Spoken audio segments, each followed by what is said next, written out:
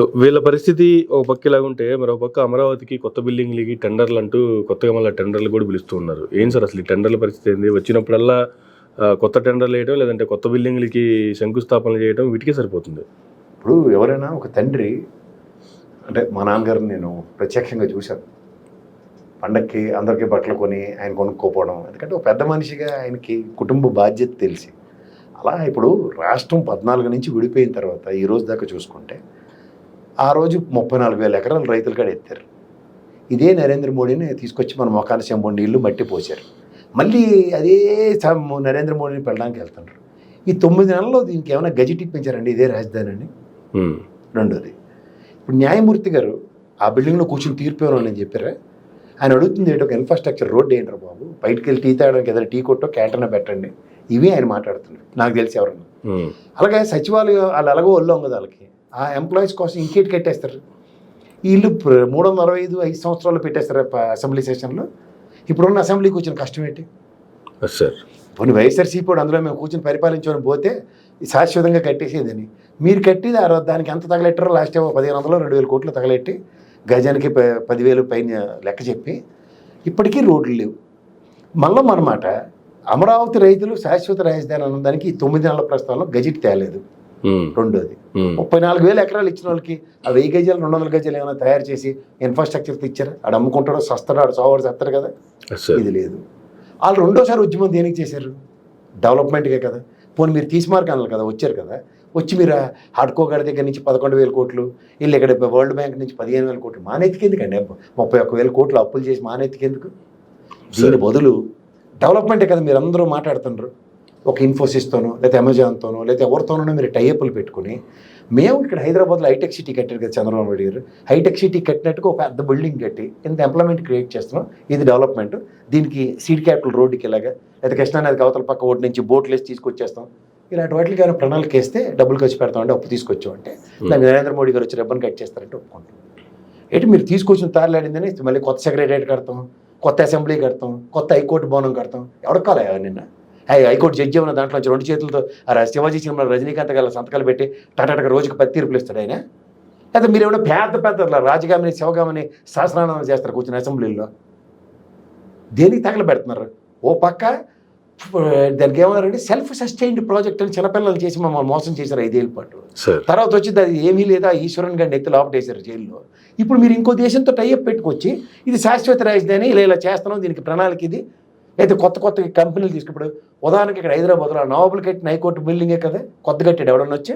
లేదు సార్. ఇక్కడ అసెంబ్లీ ఇప్పటికి కూడా అదే నవాబు కట్టిన బిల్డింగ్లోనే కదా అసెంబ్లీ. ఎందుకు కట్టట్లే ఇక్కడ వాళ్ళు? పోనీ అక్కడ వాళ్ళు మీరు ఇక్కడ హైదరాబాద్ ఉన్నప్పుడు సైబరాబాద్ నిర్మిత ఇవన్నీ మీరు చెప్పుకుంటారు కదా, హైటెక్ సిటీ బిల్డింగ్ కట్టారు, తర్వాత వచ్చిన వాళ్ళు అందరూ హైటెక్ సిటీని కోల్ చేసో లేకపోతే హైటెక్ సిటీకి పనికిరాదనో వేరేది డెవలప్మెంట్ చేసుకుంటూ వెళ్ళారా, లేకపోతే ఇది కూడా పనికొస్తుందని చెప్పి డెవలప్ చేసుకుంటూ వెళ్ళారా? అంటే డెవలప్మెంట్కి విజన్ లేక మీరు అప్పులు తీసుకొచ్చి మానెత్తికి పెట్టి మీకు నచ్చిన ఫ్యాన్సీ బిల్డింగ్లు కట్టుకోవడానికి మేము వేరే వాళ్ళు కనబడుతున్నామా? వాళ్ళంటే మాలోకలు. అమరావతి రాజధాని శాశ్వత రాజధాని అని నరేంద్ర మోడీ గజెట్ తీసుకుని వస్తున్నాడు రేపు పొద్దున, అది చెప్పమనండి.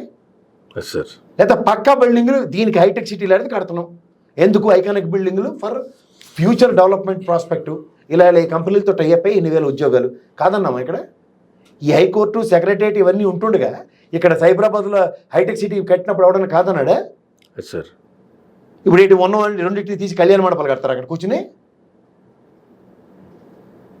కామెడీగా లేదండి వీళ్ళ కామెడీలకి మనం ఎందుకండి బలవాలా? ఏమనంటే విజన్ 50-50, విజన్ 2047, మళ్ళీ నరేంద్ర మోడీ చీఫ్ గెస్ట్, చెంబు నీళ్ళు మట్టి, అక్కడ ఎక్కడేసిన గొంగలే అక్కడే. మళ్ళీ సోమవీర్రాజు గారికి ఎమ్మెల్సీ ఇచ్చారు కాబట్టి కృతజ్ఞత తీర్చుకుంటూ పాలాభిషేకాలు నరేంద్ర మోడీ శిలాఫలకాల మీద. మాకెందుకు ఈ దరిద్రం? అసలు మీరు ఏడ్ చేయాలా? ఫస్ట్ రోడ్ ఎందుకు వేయట్లే? ఇంకా కరకట్ట నుంచి గుబుగుబులాడుకునే రోడ్డే కదా, ఓడెళ్తే ఒకటి వెళ్ళడానికి లేకుండాను. ఉన్నాయి సార్, ఆయన 4,000 కిలోమీటర్లు రోడ్లు వేసామని చెప్పొచ్చాడు. ఎక్కడ? పవన్ కళ్యాణ్ గారు. అవును, ఆయన ఎక్కడో రోడ్లు వేసాడు సార్. నేను దాని గురించి మాట్లాడుతున్నాం, మనం రాజధాని గురించి మాట్లాడుతున్నాం. ఆ రోడ్ల గురించి కూడా డిబేట్ పెడదాం, మాట్లాడదాం దాని గురించి కూడా, పెద్ద వింత కాదు. ఎక్కడ 4,000 కిలోమీటర్లు వేసారు, ఏం వేసారు అన్నది ఇక్కడ ఇది మాట్లాడదాం ఫస్ట్. కానీ 50 అంతస్తుల బిల్డింగ్ అంట, పిల్లర్స్ లేకుండా ఐకానిక్ టవర్ లాగా 50 అంతస్తుల బిల్డింగ్ వేసి అన్ని అంతస్తులు కావాలంటారు అసలు సచివాలయానికి. ఫస్ట్ దేనికి? సచివాలయానికి సచివాలయం కొత్త సచివాలయానికి 50 అంతస్తులు, ఏం చేస్తారు? పిల్లర్స్ లేవు. హవా మహలేనా? ఒక కొంగు ఉంటుందా? ఎందుకు సార్ అవన్నీ? ఎవరికండి అవన్నీ కడుతున్నారు? దేనికి కడుతున్నారు అవి?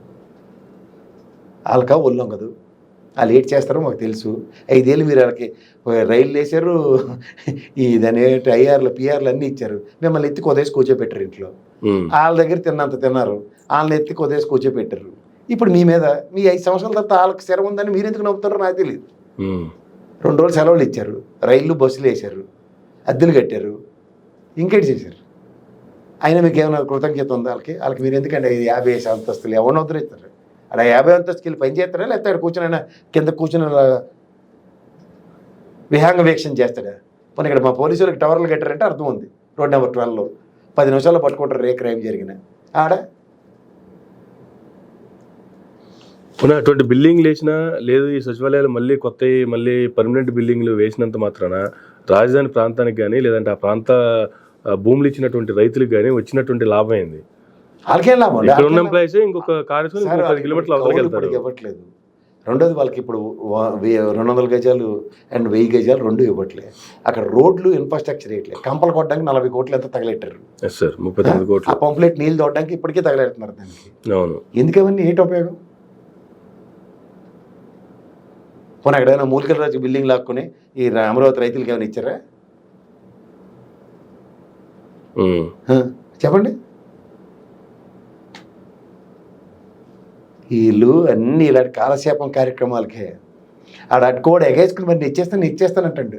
ఎవరికి ఇచ్చేస్తున్నావు డబ్బులు? ప్రజాస్వామ్యంలో మీ విన్సెంట్ ఫ్రాన్సిస్ని జస్టిఫై చేయడానికి ప్రజలు ఉన్నామా?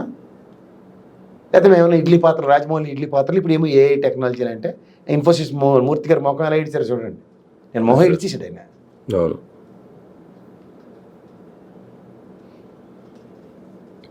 చేత మనం అదే చెప్తున్నాను, సర్టన్ ఏజ్ వచ్చిన తర్వాత వాళ్ళకి మైండ్లో బోల్డ్ అనే ఐడియాలజీలు ఉంటూ ఉంటాయి. ఆ ఐడియాలజీని అలైన్మెంట్ చేసి దాన్ని ఛానలైజ్ చేస్తే బాగుంటుంది. అలైన్మెంట్ ఛానలైజేషన్ లేకుండా గుడ్డ చేల్లో పడినట్టు ఏదో చూడండి, అమరావతి నేను కట్టాను అనిపించుకోవడానికి చేస్తున్న పని ఇది. ఓకే, వెనక పని ముందు పని వెనక. ప్రస్తుతానికి మనకు అసెంబ్లీ ఉంది, సచివాలయం ఉంది అండ్ హైకోర్టు ఉంది. దీని వల్ల కాదు అక్కడ డెవలప్మెంట్. ఇప్పటికీ నోబెల్ కట్టిన బిల్డింగుల్లోంచి మనకు అన్ని న్యాయాలు జరుగుతున్నాయి ఇక్కడ తెలంగాణలో. ఎడగొట్టిన తర్వాత కూడా, ఎడగొట్టక మునుపు కూడా అక్కడే శాసనాలు చేయబడ్డాయి, అక్కడే నోబెల్ కట్టిన బిల్డింగ్లోనే తీర్పులు వచ్చాయి. ఏమైంది దానివల్ల? సైబరాబాద్ కట్టొద్దు అనడం చెప్పాడే, అంతే కదా. 95 చంద్రబాబు నాయుడు కానీ చూస్తానంటే ఇలాంటి ఐడియాలజీ ఏదో ఇన్నోవేటివ్గా ఉంటారు అనుకున్నా. మళ్ళీ అదే రుబ్బురోలు పచ్చడి, దాంట్లోనే తాలింపు, అదే మిరపకాయ, నలగకుండా మిరపకాయ తెచ్చి మన ఎత్తికేయడం. ఆ మిరపకాయ అప్పు, ఆ మిరపకాయ కారం అని చావడం ప్రజలు, అంతకనే ఇంకెట్లేదు. కానీ రాష్ట్రం అంటే కేవలం రాజధాని అమరావతి ఇది ఒక్కటేనా సార్ రాష్ట్రంలో? మిగతా సమస్యలు కానీ లేకపోతే రాష్ట్రం గురించి పట్టించుకోవడం కానీ ఏమీ లేదండి. వాళ్ళకి 9 నెలల పొద్దుయింది. ఒక ఇంజనీరింగ్ మెడికల్ కాలేజీలు ముందుకెళ్తే ఏమో చూస్తున్నాం. పోర్ట్లో ఏమైనా ఎలకేషన్స్ ఉన్నాయని చూశాను. ప్రజెంట్ అక్కడ వెళ్ళి దావోస్లో మా సైడ్ బ్రహ్మాండంగా మాడొచ్చారు. సీ కోస్ట్ ఎంత ఉంది, ఇన్ని హార్బర్లు ఉన్నాయి, తిరగబెట్టేస్తాం. ప్రణాళిక లేదు దాని మీద. జిఎస్టీ చూస్తే ఎక్కడ ఉన్నామో చూసాం, జిఎస్డిపి చూసాం, అది ఎలా ఉందో చూసాం. ఎంత పోటీ పడుతున్నామో తెలుసు, లడాక్తాం. ఇన్ని జరుగుతున్నా సరే ఇంకా ఇంకా ఇంకా టైం వేస్ట్ కార్యక్రమంగా తెరలేపుకొని తిరుగుతున్నారు. కానీ వాళ్ళేమో మా వాళ్ళే వచ్చారు మీరు అని, వీళ్ళేమో పవన్ అన్న టీ గ్లాస్ లేదా వేరే గ్లాసులు ఎందుకు ఇస్తున్నారని చెప్పి వీళ్ళు ఇటువంటి చమత్కారాలతోనూ చలక్తులతోనూ దీనికే టైం సరిపోతుంది తప్ప ప్రజలకు ఏం కావాలి, రాష్ట్రానికి ఏం హామీలు ఇచ్చారు, రాష్ట్రాన్ని ఏ విధంగా ముందుకు తీసుకెళ్ళాలి. ఆల్రెడీ ఎక్కడికి వెళ్ళినా సరే ఇవాళ నిన్న పోయిన మీటింగ్లు కూడాను గత ప్రభుత్వం చేసింది అనే దాని మీద కామెంట్లకే సరిపోతుంది. ఇప్పుడు జల్సా సినిమా డైలాగులు చెప్పుకుని పవన్ కళ్యాణ్ గారు అసెంబ్లీలో కాలక్షేపం చేస్తున్నారు. బ్రహ్మానంద గారి జేబులో చూడండి, అందులో తీసుకో అన్నట్టు. ఈ 6టికి వెళ్ళి అందులో తీసుకుంటే అందులో ఏట్లేదు. అక్కడికి అలాగే బయటకు వచ్చి ఫ్రస్ట్రేట్ అవ్వడం. బ్రహ్మానందం ఎలా చూసాం, ప్రజలు ఫ్రస్ట్రేటే బయట పడతారు. ఎప్పుడు దానికోసం వెయిట్ చూడాలి, అంతకని వెళ్ళలేదు. ఎన్నాళ్ళకి జేబులు ఖాళీ, గల్లాపెట్టి ఖాళీ అని కథలు చెప్తుంటారు. చెప్పండి, ఎన్నాళ్ళు చెప్తారు చెప్పండి. ప్రజలు గమనిస్తున్నారు కదా, కర్రు కాల్చి వాత పెడతారు దగ్గరలో. దానికోసం ఎదురు చూడడం. సరే, గల్లాపెట్టి ఖాళీగా ఉన్నా కూడా 1,50,000 కోట్లు అప్పులు తెచ్చారు కదా, అప్పులతోనే గల్లాపెట్టి నింపుకోవాలి. అదేం ఏం చేశారు చెప్పండి, చెప్పట్లే కదా. తెచ్చిన డబ్బులు ఇన్ఫ్రాస్ట్రక్చర్ కనబడాలి కదా, అట్లీస్ట్ పోర్టులకి ఎంత ఎలకేట్ చేసామనో, లేకపోతే మెడికల్ కాలేజీలో కంటిన్యూ అవుతున్నాయి, ఈ ఏడైతే కాలేజీ సీట్లు వదులుకున్నాం నెక్స్ట్ ఇయర్ ఇస్తాం, లేదంటే పిల్లలకి అమ్మఒడి ఇచ్చి బ్యాగులు ఇచ్చాం, పుస్తకాలు ఇచ్చాం, ఇవేమైనా మాట్లాడితే నా వినడానికి ఉంటాయి. ఇవేవి లేకుండా సార్ ఈ అసెంబ్లీ సమావేశాలు ముగిసేలో పైన ఏదైనా క్లారిటీ వచ్చే అవకాశం ఉందంటారా? గ్రూప్ ఫోటో పిలిచేసారు, రేపు వెళ్ళేది ఇవాళ లాస్ట్ అనుకుంటాను. ఏం రావు సార్, వాళ్ళ దగ్గర ఏం లేవు, వాళ్ళు చేయదలుచుకునే ఉద్దేశం లేదు, చేసే ఉద్దేశం ఉంటే ఇలా ఉండదు అసలు. ఓకే, వాళ్ళ క్యాబినెట్ భేటీ కూడా ఉంది, మళ్ళీ అసెంబ్లీలో చేసిన తీర్మానాలు లేదంటే పెట్టిన బడ్జెట్కి ఆమోదాలు అన్నీ వాళ్ళకి అనుగుణంగా ఉన్న ఆమోదించుకొని పోతారు. ఏం లేదు ఇక్కడ, ఈ బడ్జెట్ అలిగేషన్లు ఏం లేవు ఇక్కడ, దీంట్లోంచి అవుట్కమ్ డెరైవ్ అవ్వడానికి కూడా ఏం లేదు.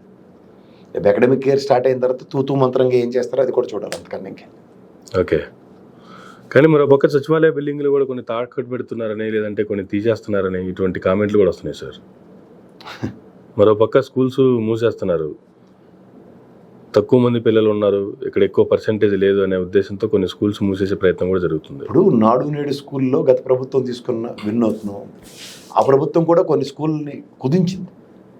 అంటే బేర్ మినిమం స్ట్రెంత్ లేనప్పుడు నియరెస్ట్ దీనికి ఈసారి అలా కుదించినప్పుడు అకామిడేట్ ఏం చేస్తారన్నది చాలా ఇంపార్టెంట్. ప్రధాన కొడుకు ఆ ఊరి నుంచి ఆ ఊరికి ట్రాన్స్పోర్టేషను ఇవన్నీ లాస్ట్ టైం గవర్నమెంట్లో ఎగ్జిక్యూషన్స్కి నోచుకోలేదు, అందువల్ల కొంత తీవ్ర ఇది ఎదుర్కోవచ్చింది. ఇప్పుడు కూడా అదే పరిస్థితి రిపీట్ అయితే మాత్రం దీని పరిస్థితులు చాలా తీవ్ర ప్రభావం ఉంటాయి.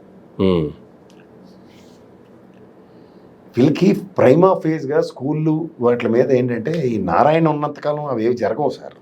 వాళ్ళు ప్రైవేట్ సెక్టర్లో స్కూల్ డెవలప్మెంట్ మేము చూసుకుంటున్నారు. సో దాని మీద ఉన్నప్పుడు ఏమవుతుందంటే రెగ్యులర్గా మనం గవర్నమెంట్ స్కూల్స్ నుంచి వాళ్ళకి ఏదో పరివర్తన చెందించేస్తాం, దాంట్లో ఏదో చేస్తాం అన్నది ఇంపాసిబుల్ టు నెక్స్ట్. ఆయన స్కూల్స్ బిజినెస్ టైకూను, ఆయనంతసేపు ప్రజల సొమ్ముని ఎలా స్కూల్ రూపంలో దోచుకోవాలో వాళ్ళకి బాగా తెలుసు. సో అది జరుగుతున్నప్పుడు దాన్ని ఆ మొనాటమీని బ్రేక్ చేసి ఇవాళ గవర్నమెంట్ స్కూల్స్ అని చేస్తుంటే ప్రభుత్వ నిర్ణయం అవ్వాలి. విద్యా వ్యవస్థని ప్రైవేట్ కమంద హస్తాల నుంచి గవర్నమెంట్ పరం చేస్తున్నాం అని ఎప్పుడైతే ఒక డెసిషన్ తీసుకుంటుంది, ఇప్పుడు బ్యాంకులు చూడండి విలీనాలు చేసి ఇంత తడవలు చేస్తారు, అలాంటి టైప్ డెసిషన్ ఎప్పుడైనా నేషనల్ గవర్నమెంట్ లెవెల్ నుంచి వస్తేనే కానీ విద్యా వ్యవస్థ పరివర్తన చెందడం ఇంపాసిబుల్ టు నెక్స్ట్. ఓకే, ఏదో మన అదృష్టంకి లాస్ట్ గవర్నమెంట్లో అతను ఇనిషియేటివ్ తీసుకున్నాడు, ప్రజలు జడ్డి వేదవులు కాబట్టి దాన్ని వద్దు అనుకున్నారు, ఇప్పుడు అంతకంత అనుభవించవలసిందే, మన చేతిలో లేదు. ఎవడో ఒకటి రియలిస్ట్గా చేస్తారు స్కూల్స్ విషయంలో, ఆయన చేసాడు కాబట్టి వీళ్ళు చేయకూడదు అన్న కాన్సెప్ట్లో ఉన్నవాడికి మనం ఏం చేయలేము. ఓకే, అంతే. ఏదైనా ఆయన చేసింది ఏది ముందుకు తీసుకెళ్లే పరిస్థితి లేదు, తీసుకెళ్తే వీళ్ళకి తలకు చుట్టుకుంటుంది. అది రాష్ట్రం సర్వతోముఖ అభివృద్ధి చెందాలంటే గత ప్రభుత్వ నిర్ణయాలు ఏవైతే ఉంటాయో వాటిని కంటిన్యూ చేయాలి. కంటిన్యూ చేయకుండా ఉంటే అది నాకు తెలిసి మొన్న స్టాలిన్ అనుకుంటాను ఏఐడిఎంకే జయలలిత గారు తీసుకున్న నిర్ణయాలని చాలా వరకు యాక్సెప్ట్ చేసి సంక్షేమాన్ని ఎక్కడ ఆపలేదు ఆయన. సో దానివల్ల ఏమవుతుందంటే కంటిన్యూటీ ఎప్పుడు మిస్ అవునప్పుడు ప్రజలకి గవర్నమెంట్ మీద గవర్నెన్స్ మీద కన్సిడరేషన్స్ ఉంటాయి, అది గమనించుకోవాలి. కానీ మాకే పేరు రావాలి చేస్తే మేమే చేయాలనే ఉద్దేశంతో పోతే ఇటువంటి ముందుకు తీసుకెళ్లాలంటే కష్టం కదా. ఫస్ట్ తెలివి ఉండాలండి, ఆ చంద్రబాబు గారికి తప్ప అక్కడ వాళ్ళు ఎవరికి అంత మేధా సంపద లేదు. ఈ పవన్ కళ్యాణ్ గారికి అసలు ఏంటి తెలియదు, ఈ దైద్యానికి కూడా నాగబాబు ఇప్పుడు కాలం మధ్యలో రేపు మినిస్ట్రీ ఎక్స్పాన్షన్ ఇచ్చుకున్నారంటే మాత్రం ఇంకా కష్టాలు ఉంటాయి. ఇంకా తలతో ఒకలేని ఆ సందర్భం ఎమ్మెల్సీ ఇచ్చారు, ఎమ్మెల్సీతో ఆగే పరిస్థితి అంటారా? లేదు ఆగపోతే సత్యరని లెక్క తలతో ఒకలేని పేలాపలకి మొత్తం క్యాబినెట్ అంతా భ్రష్టు పెట్టించేసి ఊరుకోరు కదా. ఎమ్మెల్యేలు అంటే పచ్చికోరు కానీ ఎమ్మెల్సీ కాబట్టి అని ఈ వీటి క్యాబినెట్లో ఏమైనా అసందర్భ పేలాపంలో ఒక నిర్ణయం వ్యతిరేకంగా ఉన్నప్పుడు అంతా అది మొత్తం ఎంటైర్ గవర్నమెంట్కి డ్యామేజ్ కదా. అంతే కదా. Right sir, thank you sir, thank you very much అండి. ఇదండి ప్రసాద్ గారితో ఈనాటి ఇంటర్వ్యూ. మరొక ఇంటర్వ్యూ మళ్ళీ కలుద్దాం. చూస్తున్నానండి మైరా మీడియా.